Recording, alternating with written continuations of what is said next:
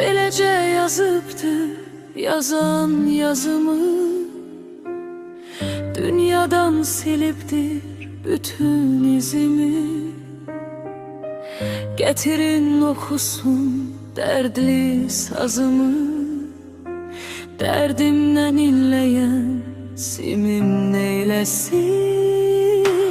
Görmədim dünyanın şirin dadını, unuttum xoşbəxtlik olan adını. Olmuşam dünyanın bədbəxt qadını, dərdimə dözməyən ürəyin eyləsin.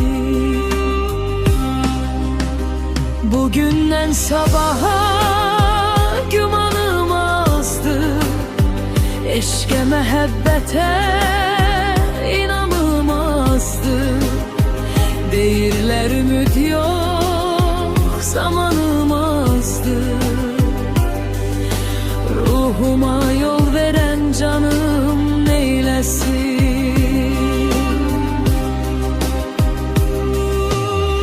Əzrail çıxarsın candan ruhumu, bircə yol sormadın gəlib halımı.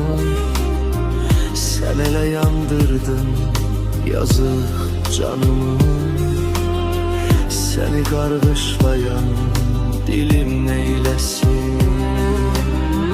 Yaşamaq həvəsim vaxtsız tükənir, qəlbimdə sənin üçün duyğular ölür.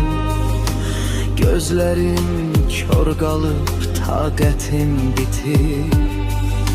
Zülmətə qərq olan gözüm neyləsin.